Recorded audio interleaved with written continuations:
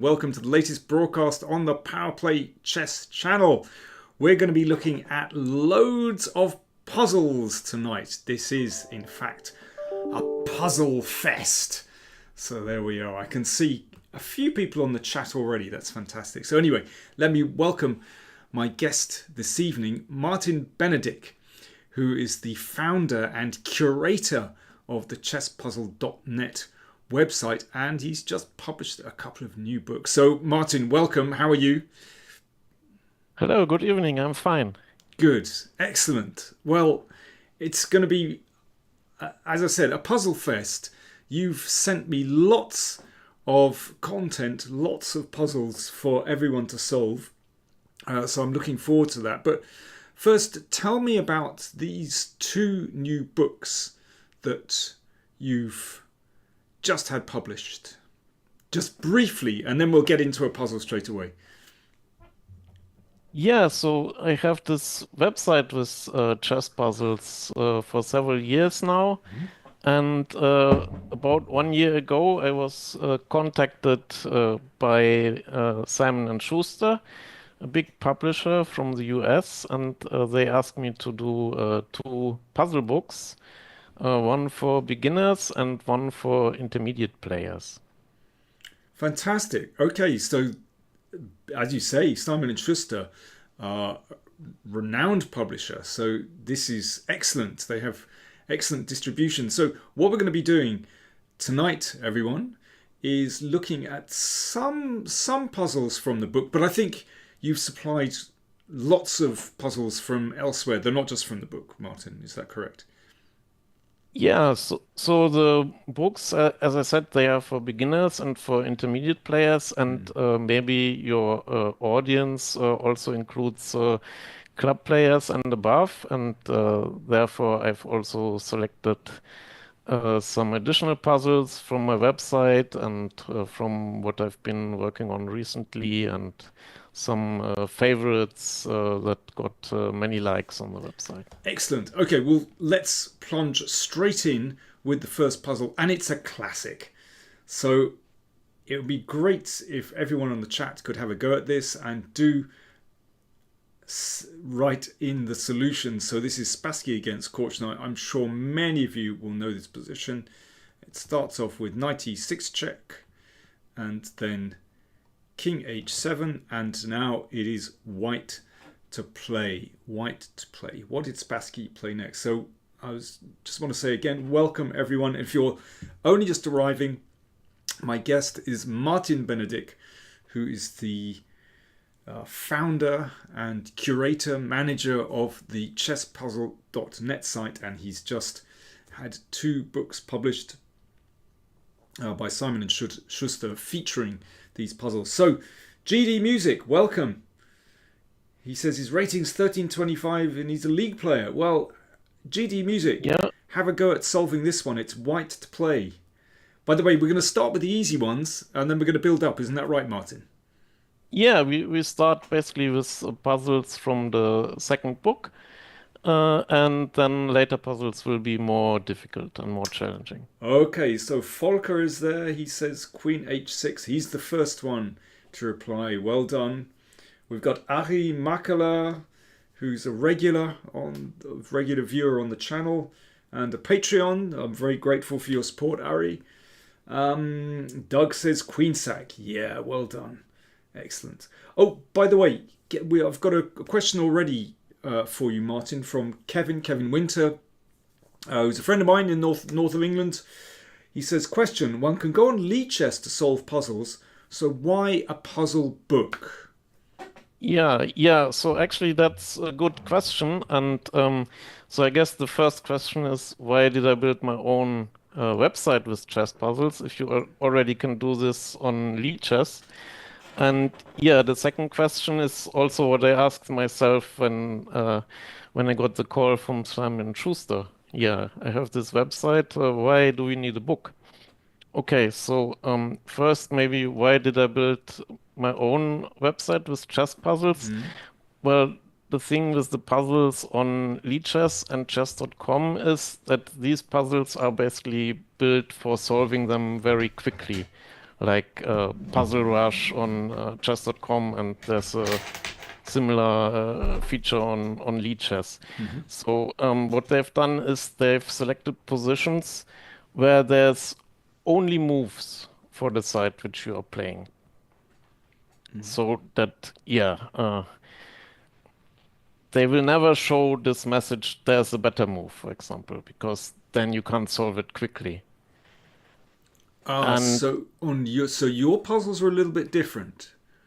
yeah, so I tried the more complicated route to get puzzles which are based on tournament games and which can have more complicated positions where the first move is forced, but later you can have several options how you win, several variations, and yeah, then it becomes much more complicated to build these puzzles, but they contain many more interesting situations that you can't see on the other puzzle websites and which Okay, can happen in your tournament right. games. So that's your USP. Okay, that's interesting. So there we go. That's a strong reason why, folks, you should be looking at chesspuzzle.net and not other online, puzzle sites. But Martin, coming back to Kevin's question, why Yes. convert some of these puzzles into a book? I could give you an answer for that, but you go ahead. Yeah, so no. I asked myself exactly the same questions about 1 year ago when I got that call. And so one reason is that on the website there's, um, I don't know, like between 500,000 and 1 million puzzles, Wow. depending on how you count that. But for the books, I have personally selected all the puzzles which I think are best for learning. And the books also not just include puzzles, but they also include solutions, which describes all the motives, how they work in this concrete situation. And the books also have like a structured approach. So each lesson introduces 3 different motives that you're learning. And so there's like a short text about 1 page long, which explains this. Then you get 8 puzzles, and this you do with 3 different motives. So could be checkmate patterns, could be tactical motives, and so on. And then there's like a workout, which includes puzzles with all the motives you've learned so far, but you're not told which motive actually applies in this position. So you learn to recognize the motives on your own. Because, like in a real chess game, nobody's going to tell you there's a fork or you can checkmate now. So you have to find this on your own. Okay, so it's structured according to theme and motifs, as you've just said. And Graham Drayton, he's got the solution as well. Queen h6. Yeah, let's just look at this and then we'll move on to the next puzzle. So Yeah. this was a wonderful move by Spassky. That is a knockout punch. Yeah. Played in the Candidates candidates. final. Yeah, exactly. That's a beautiful move to play. And rook h1. And yes, some people refer to this as Anastasia's mate. Okay, well, I'm going to move And if straight. the king goes to g8, it's also nice that the rook comes the other way at the king. That's So very after true. queen h6, yeah. That's very true. Yeah, excellent. All right, let's move straight on and look at this next one. So this is, Mises against Rubinstein in good old Deutschland in 1909. So here we go. White to play. Here's your next one, folks. Martin, what I would like to do is crack through a few of these before we move on and to discuss other stuff. So let's see, folks, how many puzzles you can get through just very, very quickly. So another question from Kevin. Which are better, puzzles where you know there's a finite conclusion or game fragments to find a move or a plan? I mean, let me answer that. I mean, I think they're both important. They're just very, very, they're practicing very different skills. By the way, I was going to say that I mean the great advantage of a book is you can take it on the train. you can take it to a cafe. It's very different from a different experience to solving positions online. Absolutely. Okay, my website also works on mobile, of course. Well, So you yeah, can okay. also take it anywhere. But what I think is true is that it can be very distracting to be on the computer or on your phone. There's always something else. And when you practice and you want to maybe improve your game a bit, then it's really important to focus. Yeah. And taking the book with you to a quiet corner and to a cafe or outside, and not taking your phone with you, it helps really Absolutely. concentrating. And the other thing about a book is that you can get an instant overview of a theme, for example. And so it's the medium is just very different. Some of us are a bit old school, and I still Also, like a book very much. Go on. what I noticed also is like when you even set up the position on a board and you use your hands and you can feel the pieces, it helps your brain to remember stuff. Definitely, definitely. Ari Makara says, "What does HGM mean? The original Grandmaster?" No. Rubinstein wasn't one of the original 5 from St. Petersburg. I think it means honorary Grandmaster. If I'm not mistaken, I think that Rubinstein was given the title of Grandmaster in 1950, long after his playing career was over. Yes, and a few people have suggested Bishop G5 check. Christoph and Lucky Left Arm and Graham Drayton have all got Bishop G5 check, which is correct. So that forces Queen takes. Yeah. And then Rook D1, and there we are.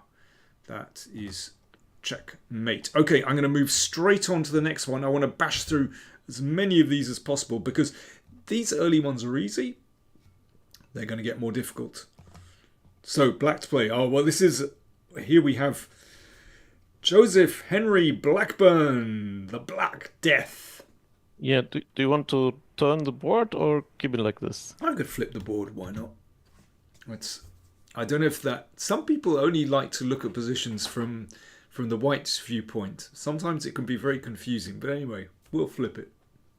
Yeah, I think that used to be because they couldn't print the diagrams the other way around. I'm not sure. I've got another question from Kevin, who's full of questions tonight. Thank you, Kevin. I really appreciate it. Kevin asks, which is Martin's favourite player for finding great tactical solutions? I've seen some great Frank Marshall puzzles. A great swindler. Marshall was just a good tactician. Yeah. So, Martin, do you have a favourite player to mine for puzzles? Yeah, so I have some favorite players. Marshall is certainly one of them. I also play the Marshall with black in the Ruy Lopez, and this has been favorite opening of mine, and I studied some of Marshall's games as well. But actually for puzzles, I don't have like a favorite player, but what's really nice is junior tournaments. Yeah, because these are players that are already very good and build up interesting positions, but they also still make mistakes.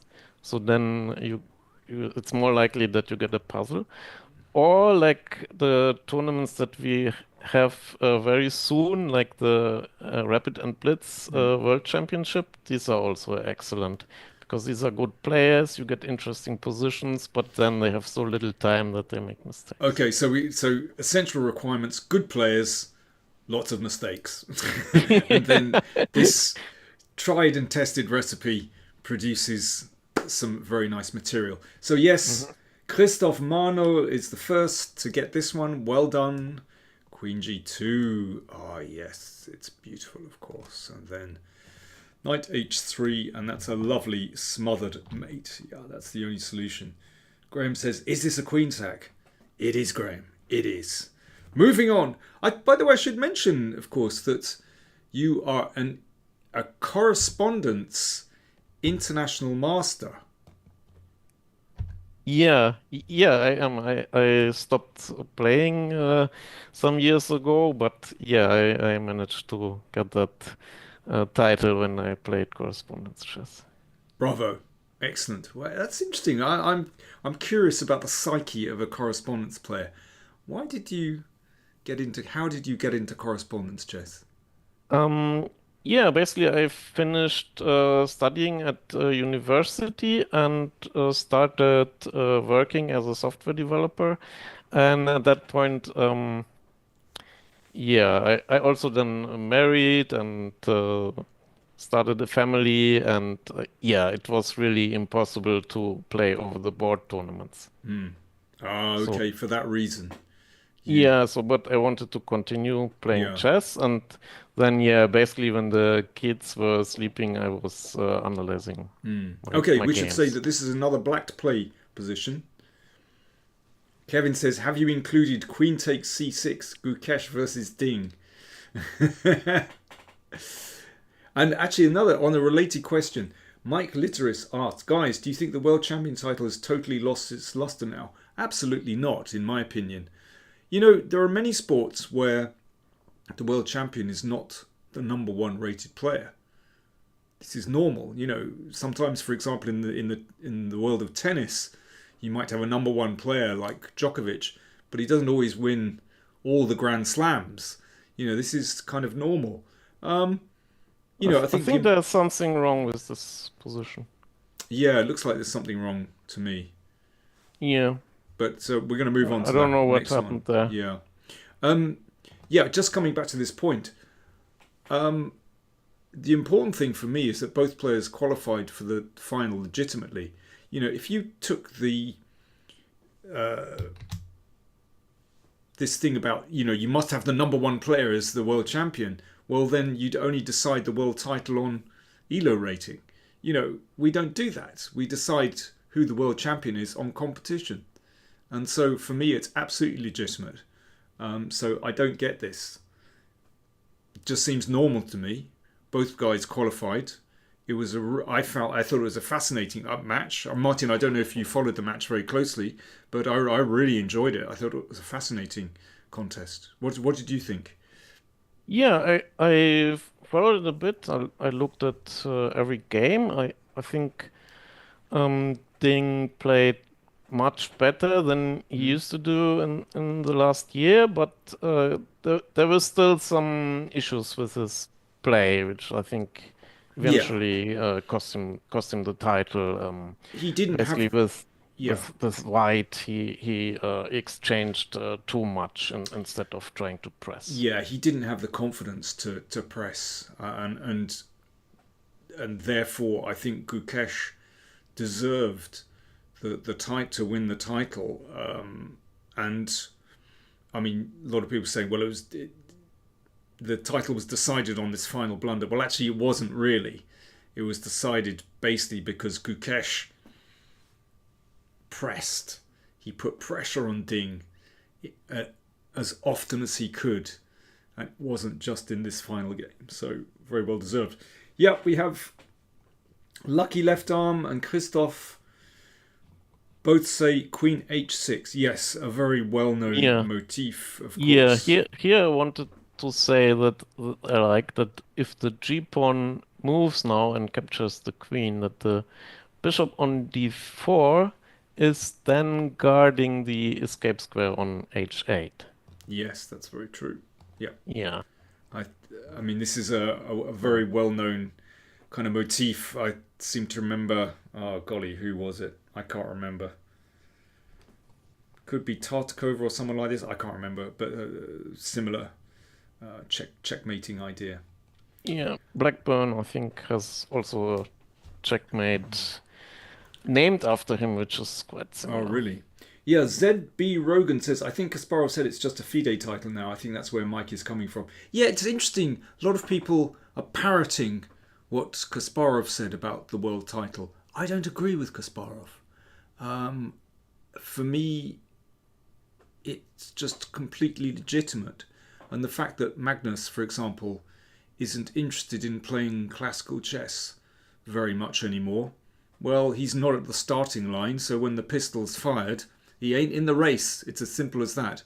Yeah, I mean, I also don't like this argument because what if we follow this argument, what is FIDE supposed to do? Just give the title to Magnus because he is world number one? It, That would be well, boring. but that's the logical. That's the reductio ad absurdum of this argument that you decide the title on rating alone. It has to be by competition. So yeah. Volker says we're still in the Queen Sack chapter. Yeah. Well, anyway, this one's a little bit different. Yeah, it's black to Black to move. play. Let me flip this round. So let me go back a couple of moves. So, I mean, this is a very complicated position, but bishop d4 check, takes, and takes on f5, and now it is black to play. Kevin says, how very dare of you to disagree with Gary. I'm afraid I do. You see, he's kind of saying, oh, back in my day it was different. I was number one. I was the world champion. Well, it was different, but I think, actually, Martin, I think we're entering a very different phase, a different era in the chess world where it's not, I mean, post Magnus, and I think we can talk about that if he's not really playing much classical chess. I think we're entering a very interesting era where it's absolutely not clear who the number one player in the world is. Yeah, there was also like a interesting phase like post Gary where Vichy and Kramnik and Topalov were Precisely. all very, very strong and Yeah. they all won world championships. Um, yeah, although FIDE is now somehow saying Topalov didn't, but okay, that's another topic. Yeah, Um, but I agree. That post Kasparov phase, when you get one dominant figure and they disappear, and mhm. yeah, there was Topalov, Kramnik, Anand, for example, who were very close, and also makes me think of the 1950s actually and early 60s, where although Botvinnik was world champion. Then he lost the title to Smyslov, and then, but it was always said that Botvinnik was primus inter pares, first among equals, and I agree, because but Botvinnik was getting older, and actually, because the world championship was only every 3 years. Okay, he had the return match against Tal. Well, it was very. What I'm saying is, in those years in the 1950s and early 60s, I think it was very unclear who the strongest player in the world was actually. You could talk about Smyslov, Tal. I mean, there were many others. There was Stein. I mean, Petrosian. Petrosian, of course. Yeah, absolutely. So it was. I think it was a very interesting period. Let me Yeah, some see. some background about the puzzles that I selected. So basically, in the first book, you can learn like the fundamentals and tactics, and also some defense. But basically, it's really for beginners. So you start really with fundamental stuff like capturing pieces and so on, protecting your pieces. Mm, And basically, you can just spot it. You don't have to calculate it. mm, And in the second book, basically, it's an introduction to combinations. So it has these three move combinations where you win material mm. and like ch many checkmate combinations in two moves. And I explain all the motives and so on. And that's where I selected these first puzzles from. Okay, so these ones are pretty simple. So as some have pointed out, Yeah. So if you're an there's experienced player, it's going to be simple. yeah. So knight e3 is a very nice move because I can see queen a2, And that leads to mate. And if I just go back a move, yeah, the queen is on prise. So yeah, a simple one. So knight e3 is a nice move. Okay. Yeah. Let me see. Hang on, we've got Graham says, did you get my question? Oh yeah, Graham says, Graham's asking me a question. Do you think playing 1 minute bullet games as I do is beneficial for puzzles? Actually, personally, I think no. Martin, what do you think? Yeah, I mean, then you probably do Puzzle Rush, and yeah, you're not going to do the puzzles on my side then probably. But yeah, so I think if you really want to learn something and improve your calculation and your pattern matching, then this very fast stuff isn't good. Maybe if you learned it and you want to practice it more and get quicker so you can actually do it in bullet games, then yeah, I think then it's useful. Right, there we go. Personally, I think we should all slow down. I think we learn better when we slow down. Absolutely. Next position. So here we go. We've got this position, and it is black to move. So I want to zip through these ones really quickly because the first ones are pretty simple. By the way, Kevin asks. Kevin's a big collector of chess books, and he's asking you, Martin, have you got a big book collection? And if so, which books stand out for you? Black to play here, folks. Yeah, by the way. you can see some books there Yeah. as well. Yeah. No, I have a huge book collection, chess books, but also other books, like sci-fi books and some comics and so on. Yeah. So as far as chess books go, do you have a particular favourite? Um, yeah. So when I was a bit younger, I always liked the Polugayevsky books. Yeah, very good. Achieving the aim is excellent. Yeah. Yeah. So there are few different kinds of books. I think the Sicilian Labyrinth, I think, was nice. Yeah. There he shows many Sicilian games. He always loved the Sicilian opening, and he researched quite a lot of the themes that other players then picked up. I think he had a huge influence there. Yeah. Okay, listen, let's crack through this one. These are easy. Queen f2. Well done. Yeah, indeed. Queen f2 is a better move than knight g3. And yeah, I mean, well, after obviously, Queen e1, Queen then e1. then you have to find Knight g3. Yes, knight That g3. was actually played in the game, I think. Okay. So there we go. Rook h5, mate. Okay, I'm going to move on to the next one very quickly. So this is... Okay, this is a strange one. Queen b3 check. Oh, this is a defense puzzle. Oh yeah, because on chesspuzzle.net, and I think in the books as well, you also give not just attacking puzzles, but where you have to find the right defense as well. Yeah, and this is one like where you have to use the method of exclusion to first find which move you're not supposed to play. And that's also something in the books. So I call this avoiding tactics for your opponent, but basically it's the method of exclusion. Graham says, "What happened to slowing down?" Lol. Yeah, good point. But I think these first ones are pretty easy. So yeah, knight d5. I mean, obviously, if the king moves to h8 or f8, then that's Yeah, problem. yeah, it's just an example what's also in the book. But this is nice. So yeah, this actually happened in the game, and rook e2. Yeah, and Hikaru is very strong defender actually. Yeah, I mean, I would say, well, all the top players are so resourceful. It's incredible how they manage to sort of, even if they get into difficulties, they compromise brilliantly. Yeah, and well, the game reeled on, but basically knight d5 was essential. Yeah. Okay, next position. Oh, this is very nice. See, I like this one. Okay, white to play. Here we go. I'm going to zip through these. So this was an online game from 2020. Next position, please, everybody.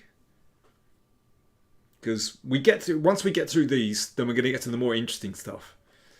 But this one is very nice. And yes, we should say in the books that you build up in terms of difficulty of the puzzles. Yeah. White to play, folks.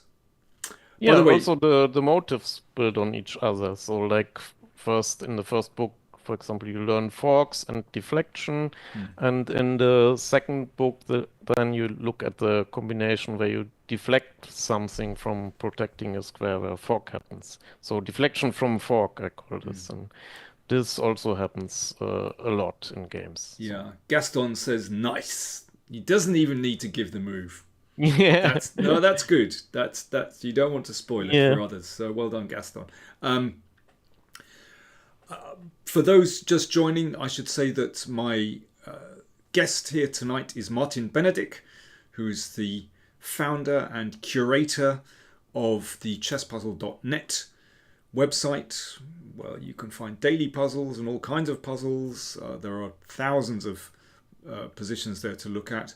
But also, he's just had 2 books published, Beginners and Intermediate Puzzles, published by Simon & Schuster. You'll find the link in the chat there if you're interested in buying them. Did somebody solve this one? Sorry. Did somebody solve this puzzle? Not yet, actually. Well, Gaston has. But Riaz says Rook G8. I'm afraid not. No. Sorry, Riaz. We need another move. Rook G8 says Graham. Nope, not this one. Only one person has solved it so far, and that's Gaston. He just said nice, yeah? Yeah, but I know Gaston, and he's capable of solving far more difficult positions than this. He's a very experienced puzzler.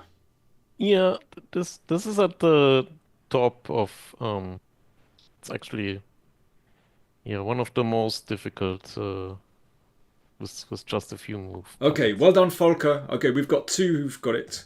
Queen E8. Well done. Yeah, so king takes, rook G8 mate, and otherwise rook E8, knight D7. Yeah, very nice position actually. Volker might be the Volker from my chess club. He's good at these checkmate stuff.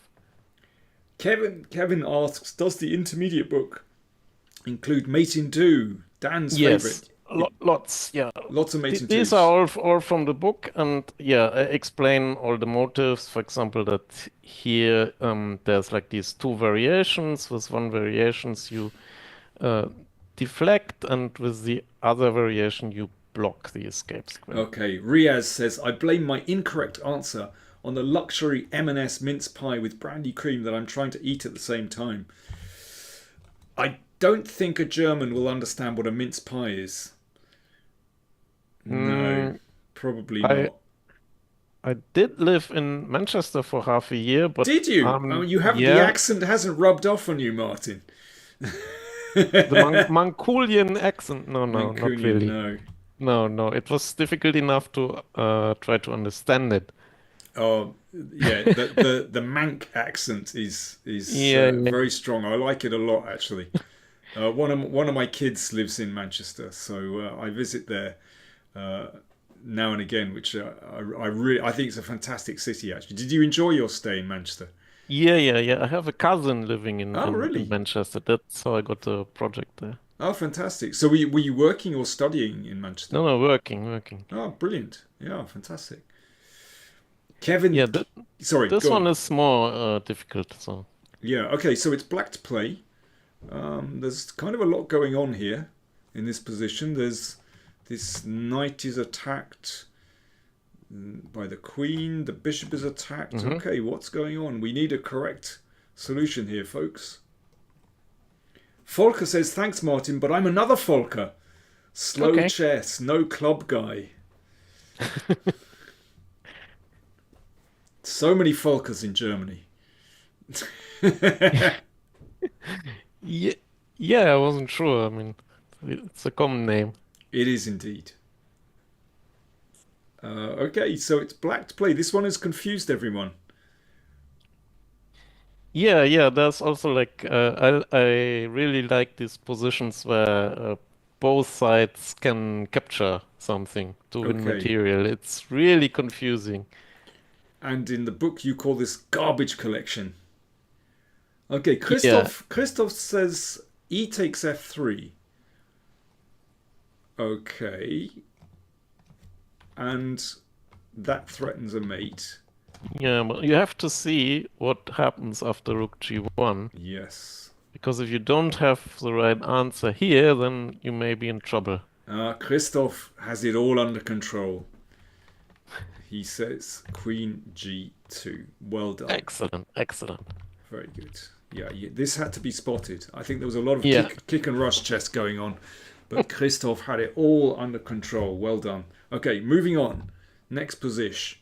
Here we go. So this is more garbage collection, apparently. So Oh yeah, this is the example that I use to demonstrate what I mean with the garbage collection. And I have this picture with a lot of arrows. So black takes on e3, okay, I should and just 1 second, very quickly. I should mention this is actually a classical game. Rachmanov against Lopez, played in 2019. Knight takes e3. Wow, I mean that's a very confusing position. Okay, yeah, let's throw it out there. Don't mention anything more, Martin. Let's give it over to our highly knowledgeable audience yeah. to Basically, solve. I tried to find the most confusing position. I don't know if I succeeded. So far, always somebody solved it. Well, it's true. There's a lot of pieces can be captured. There's Hmm. also a sort of mate threatened here. So yeah, very confusing position actually. So it is white to play. What are you going to do next? White to play. What is white's best move here?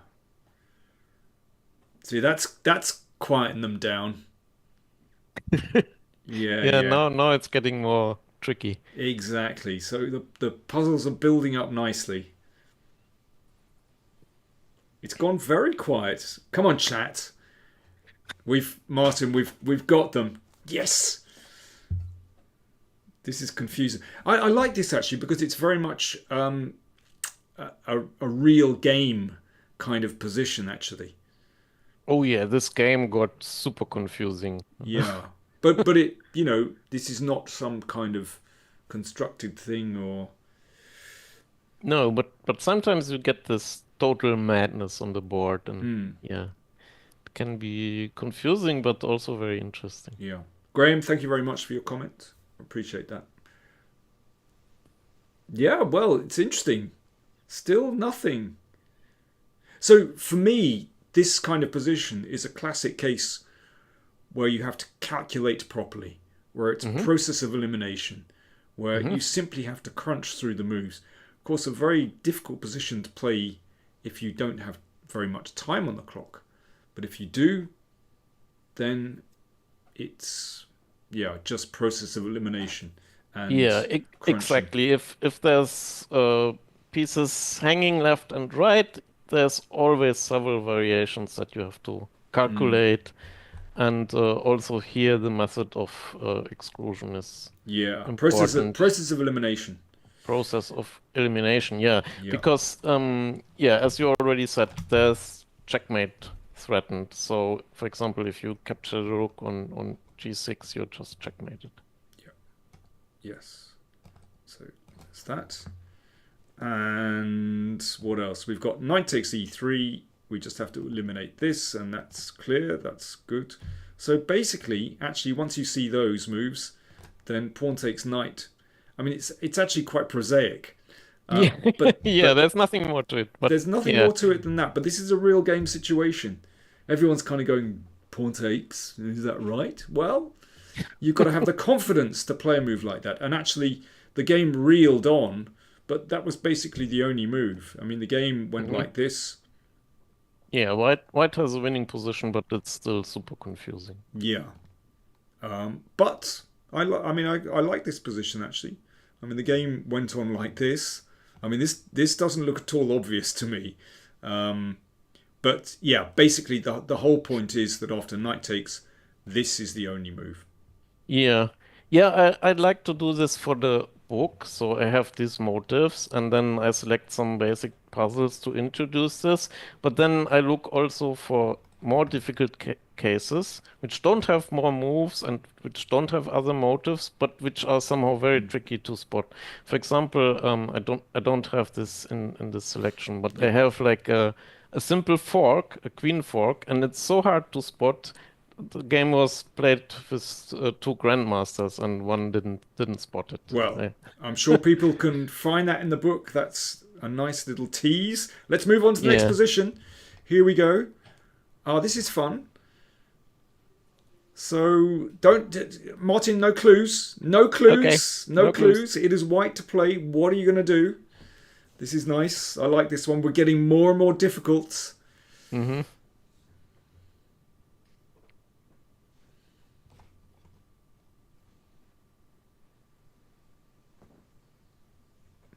You see, the answers aren't coming so quickly now, which is good. Okay. Somehow I see you twice Ah, I've in messed the up. video now. Something changed there. Yes, I managed to lower my hand, which probably wasn't best. I've messed up. I've messed up. Okay, Okay. People can sorry. still hear me? I can. Yeah, I think we can hear you loud and clear. But I've managed to, in Okay. I'm in. back. I'm back. Oh, your picture is back. Yeah, I think so. I can't see. Okay, very good. There's like a small delay, but I think I'm back. Okay, very good. All right, fine. Right, we have Queen F1 suggested by Lucky Left Arm, Christoph Marl and Jürgen Becker's Queen F1. Well done. Yeah. Yeah, Yeah, that's super excellent. hard to spot. Yeah. And it's actually also a defense puzzle. So black can still try uh, to win, of course. Okay, so Queen A1 is threatened, and yeah, Queen F5. Sorry, Riaz. Yeah, it can just be taken. Yeah, the brandy is having a strong effect on you. Clearly, Queen F1 is the move. Yeah, beautiful Yeah, move. I so mean, black, this is from a Blitz game.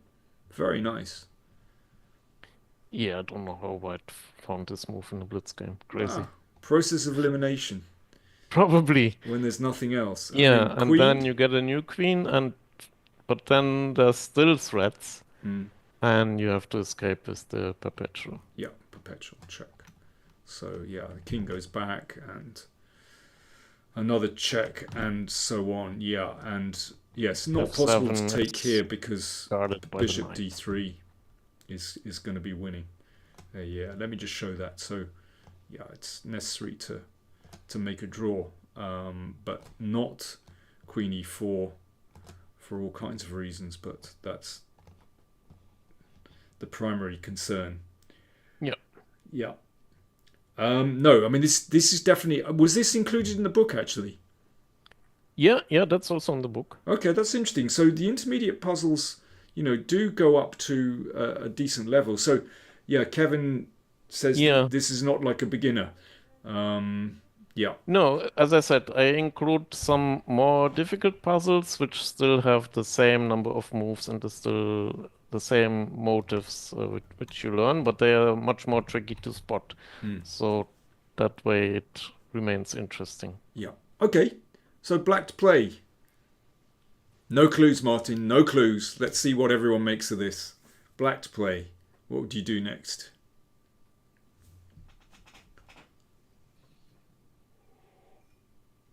What's the move, everyone? I should. Graham says this is a struggle. Christoph says rook takes e3. Ba-boom! We've Told you. we've landed one. We've hooked him. Well done. Yeah, so rook takes e3 because you want to give a check and win a piece. However, rook Yeah. c8. You see, rook c8, a lovely Zwischenschach, and there we go. And then, having got the rook out of the way, well, I had a couple of guests here. Natasha Regan and Matt Ball, who authored a book called Zwischenzug. You've probably seen this, Martin. Yeah. Very nice book, actually. Very nice themes. So they would approve of this non-puzzle, basically. Yeah, in this position, rook e3 is just a mistake, and black should try something else, or basically try to hold the draw, but it's not so easy. So yeah. Yeah, no, that's a great book as well. I got it, and I also asked the publisher to send them one of my books as well. I don't know if they received it. Kevin says, done like a kipper. That's a good English expression. Do you know what a kipper is, Martin? Not really. Have you ever had a kipper? I don't know. What is it? Kipper is beautiful British food. It Okay. is a smoked herring. Herring? Okay. I think it's a herring. Yeah. Kevin, if I've got that wrong, let me know. I think it's a smoked herring, and it's beautifully salty and smoked, and we have this traditionally for breakfast. If you go into a very posh hotel in England, you can still get a kipper, and they are beautiful. I absolutely love kippers. Riaz says it's a smoked haddock. Well, you can get smoked haddock, but I think a kipper is a smoked herring. But I could be wrong. Anyway, this one is black to play. I'm ashamed to say that I don't know. But I think it's... Okay, Gaston says, I know this one.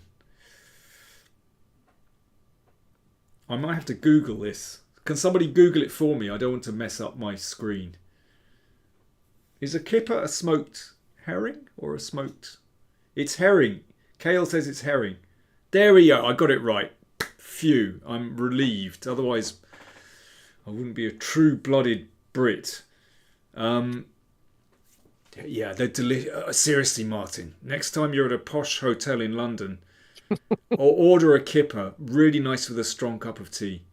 Wow. It's salty and smoky and fishy. Very nice. Okay, I'll take you up on it. Yeah, yeah. Not for the faint-hearted, I'm telling you. Okay, so black to play. Christoph says e2. Yeah, well done, Good Christoph. start. Good start. Yeah, he's got the whole thing. Okay, So great. e2, king f, which obviously threatens to get a queen. And here's the tricky bit, as Christoph says, queen f8. Yeah, Check. you pin yourself only to unpin yourself one move later. And there we go, bishop h5. Yeah, very attractive, actually. Very, Yeah. very simple, very, very nice. Kind of thing that's easy to miss in a game. In fact, in this game, this was played, and if I'm not mistaken, black missed it. In the game, it went king Was h7. missed, Yeah, it was missed. Yeah, yeah. And this Tried to was... break the pin like this. Yeah. So this happened, and in fact, the game actually ended in a draw. Yeah. After Easy this. to miss. Very easy to miss, yeah. Nice example. Also maybe 30-second increment. Who Yeah, knows? possibly. Yeah, I'm not going to cast aspersions. It's easy to miss, let's just say that. Okay, next one. So, it is... Whoops, I've got this wrong. Here we go, white to play. Yeah, another famous player. Kevin says, Kip is a smoked herring. There's a place in Whitby which sells it. Well, yeah, of course. All along the East Coast is classic kipper territory. Kevin mentions Whitby, which is a port in Yorkshire, I'm sure you know it, Martin. I might. I'm You not might sure do. now. Well, Whitby is famous because it was featured in the classic Gothic horror work Dracula, Hmm. written by Bram Stoker. This is where it all, the kind of Dracula literature and films derive from this book, Dracula by Bram Stoker. It's a brilliant book, actually. I really like it. Classic Victorian Gothic horror. Christoph Marnell. He's going to be awarded a medal at the end of this evening. He's on fire. Well done, Christoph. Yeah, strong player. Oh, do you know him? Maybe. Oh, I think okay. he's a strong player. He Pretty seems sure. of a strong player. Well done, Christoph, because he's got this one. There's a very nice skewer. Or maybe he's been kipped. What black has been kippered. Yeah, I call this like the skewer construction kit because you put all your opponent's pieces the way they are supposed to be for the skewer. Ari Makala. In the Baltic area, we eat smoked Baltic herrings. Must try the herring when I next time visit the UK. The difference with the kipper and a lot of the smoked or dried fish in the Baltic is that a kipper is served hot. I can't be doing with, cold fish, but it's a hot dish. That's why I really like kippers. Riaz says maybe we could collectively write a chess cookbook. Cooking with chess. 101 recipes you can bake with your bishop. Riaz has a devilish sense of humour. Christoph says Martin and I played in the North and East Hessen area. They played. Plays or played? It sounds from the tense, it sounds like you played against him. Yeah, probably some years ago. Yeah, I had this huge break of playing over the board chess when I was playing so it's kind of prehistory. correspondence chess. Oh, and this is a classic. Sire1 against Polgar. Let me flip it round. This is very, very nice. Yeah, this is just a very popular puzzle on the website. Right. So, for those of you joining late, my guest is Martin Bennedik, who's the founder of the chesspuzzle.net website. Thousands of puzzles there, they're great. And he's just published 2 books, beginners and intermediate books, published by Simon & Schuster. You can find the link on the chat there. Treat yourself. Great presents for Christmas as well. There we are. I hope they're selling like hot cakes, Martin. Or maybe I should say hot kippers. Okay, this I don't know yet.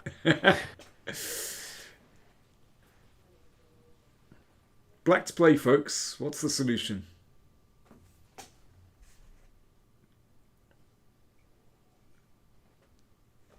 Yeah, I think Judith Polgar was very young still when she played this game. 93, yes, she was. Yeah, and Yeah, you have this little image from Chess Base there. She also looks very young. And Yasser also much younger, of course. okay, Christoph, you're now showing off. Okay, this is just give it a rest, mate. All right, too much, too much. Well done. Knight f3. Yeah. So very nice move. Obviously, if the king goes in the corner, queen h2, and otherwise here. And here's the really elegant finish. I mean, this, I think, is, for me, one of the most beautiful finishes. It's not an epaulette, mate. It's a dovetail, mate. Oh, you said you call it a dovetail, mate, do you? I call it, well, I have a book there from, I think it's the 1930s, I can't remember, by a French player who called this the guéridon checkmate. Apparently a Strauss-Kahn. Yeah, exactly. From Kahn. Yeah, it's Strauss-Kahn, I think, is the book. But he called it the guéridon checkmate, and apparently a guéridon is a French 3-legged table. Yeah. So I like to call it the Guéridon mate. Yeah, it's called like that in the book. It's no, the book is famous because it was the first book that really categorized the different checkmate patterns. Ah, that's interesting. Yeah. Well, I have it on my bookshelf here. Okay, next position. We're rattling through these now. Well done, everybody. So it is. Oh, this is nice. Yeah, it's white to play actually. Yeah. Riaz says, love Judith Polgar in all seriousness. I remember the Isle of Wight tournament she played in, perhaps 95, and she demolished Nigel Short. Pretty sure she has an excellent record against him. She does have an excellent record against Nigel. She is a class act. So, white to play this one. And yeah, this one is a fun theme. Not too difficult, but very attractive. Kevin says, Judith Polgar books are superb and cheap. That's interesting.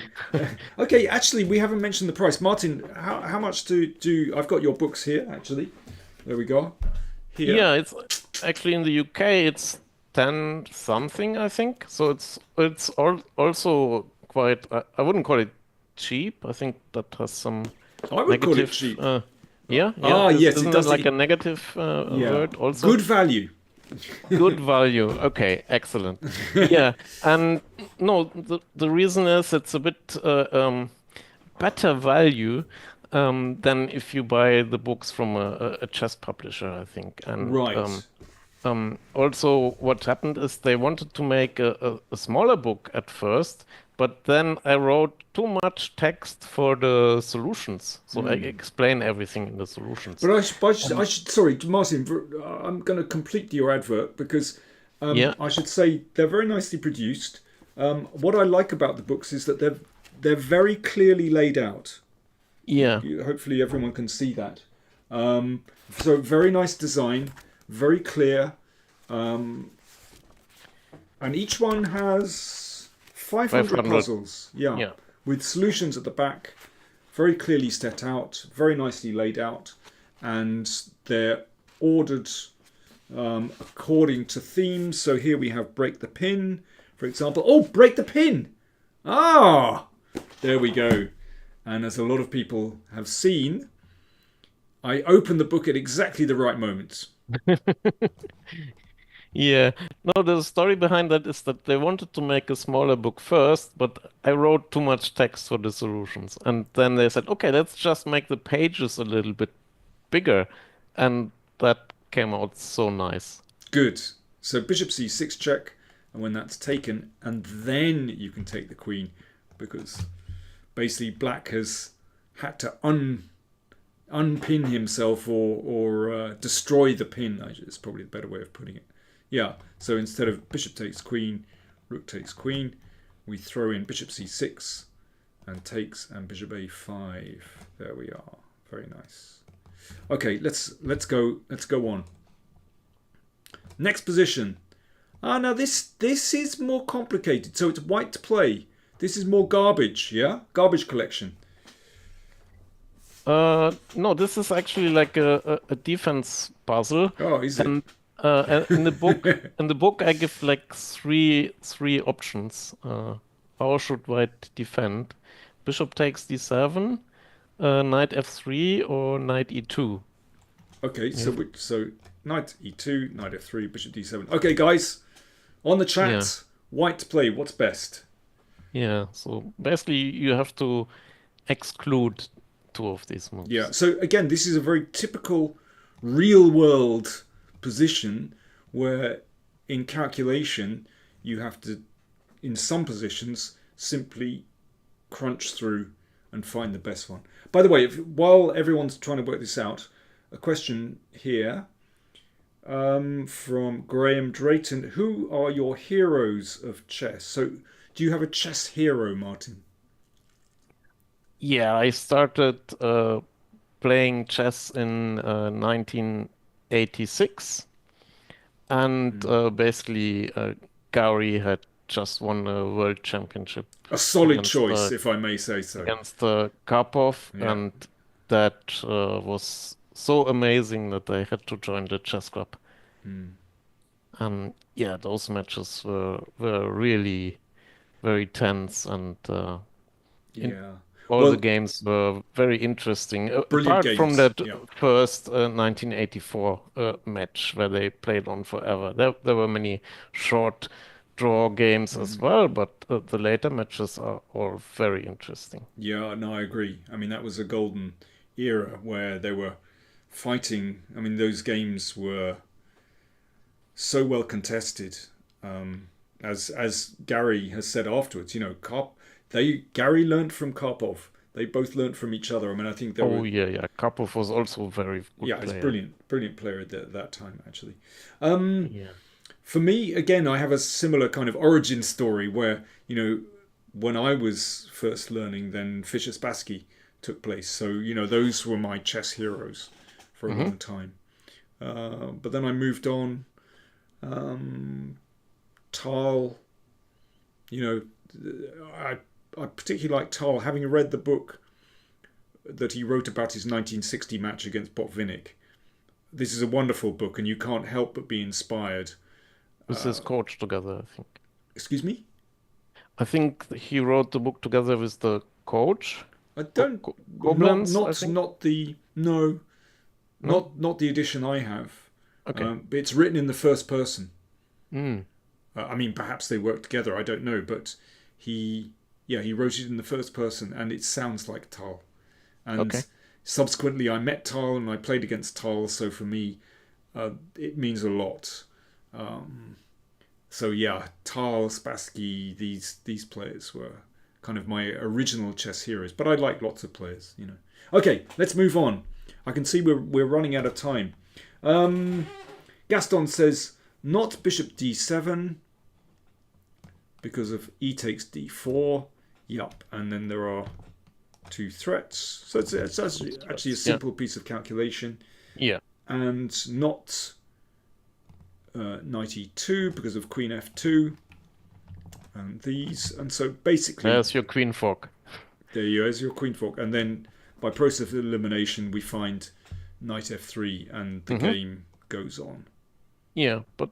But this kind of puzzles is really missing from many of the books. Yeah, I agree. This is, as I said, it's kind of a real world puzzle. Yeah. Yeah. So, I mean, I also teach some kids here in our club, Mm. and when I recommended them some other tactic books, they always get stuck very quickly because they introduce a motive, and Mm. then the puzzles get very difficult very quickly, and they get stuck and Yeah. become frustrated. So Yeah. I try to have a better learning curve in these Okay, books. that sounds good. Okay, listen, we're running out of time, so what I'm going to do is just let's have a couple more positions, just very quickly. So this one is Engels against Eliscazes, so played in Mar del Plata 1941, and Eliscazes escaped with his life. What did Eliscazes' opponent miss? Yeah. Here also both queens are hanging again. So then often mistakes are made, even by the strong players.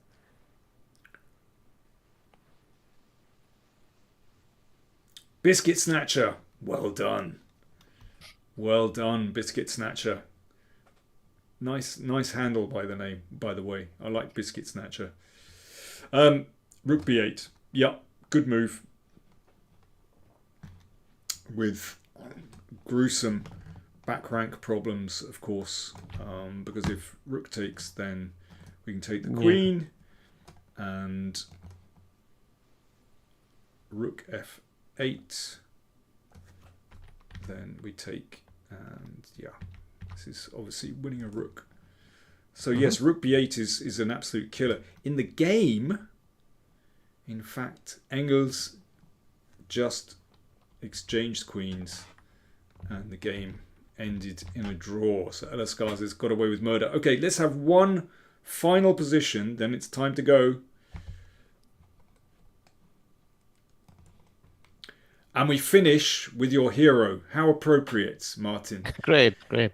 Garry Kasparov against Vasil Ivanchuk played in the 55th Soviet Championship, Moscow 1988, which had an extraordinary lineup of players, actually.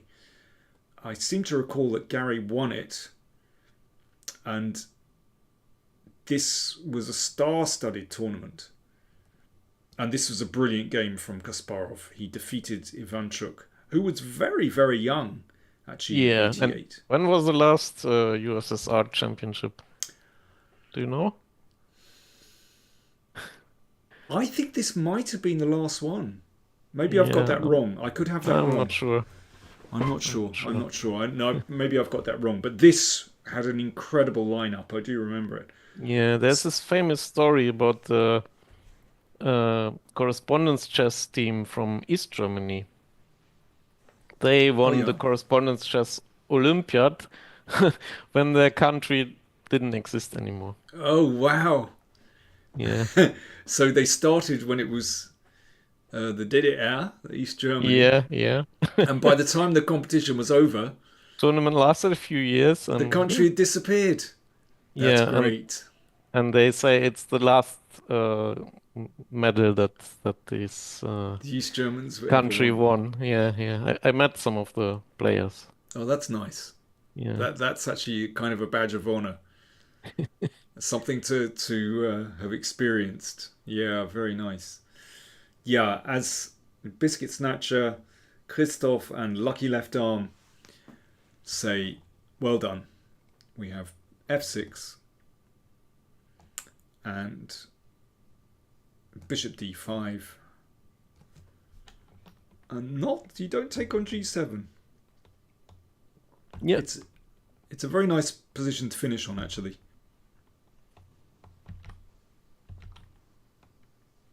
And there we go. Knight takes f7. Thank you, Ari. Looks it up. According to Wikipedia, the last one was played in 1991, the last Soviet Championship. Thank you, Ari. Yeah, a few more. Yeah. I don't think they were very strong, though, from memory. I think 88 was the last one, which was incredibly strong. But I might have got that wrong.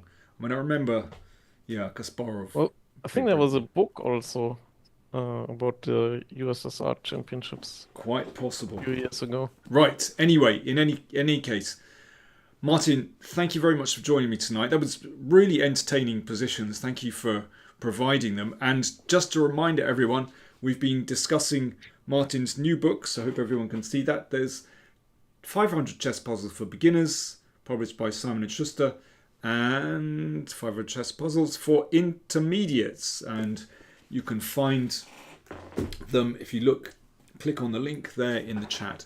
So, Martin, what's next for you? What's happening? More books, more puzzles on chesspuzzle.net? I think the books are so new that the publisher even hasn't got an idea yet if they are a success or not. So that decision is probably coming later. And I'm working on the website and Puzzle Academy and making updates there. And I'm still working on the new puzzle algorithm. That's also very interesting. And I hope that there will be many more interesting puzzles coming out of this. Well, already you have a request. FSGFAF says, beginner and intermediate, will there be an advanced puzzles book? That's the question. I could write some more books, of course, but as I said, I think the publisher the publisher will decide, this. The publisher's dipping their toe in the water. It would complete the set, beginner, intermediate, and it begs the question. I think we need an advanced puzzles book after this. I think they're right, Martin. I think they're right. We're going to put you to work straight away. Listen, thanks everyone for joining on the chat. I really appreciate all your contributions. It makes the whole broadcast come alive. So thank you very much for attending. And of course, more coming on the PowerPlay Chess channel very soon. So Martin, thanks again for joining. Thanks for having me, Daniel. And we'll be in touch. We should do this again, actually. It was really good fun. Thank you. Yeah, anytime. Bye, everybody. Bye bye.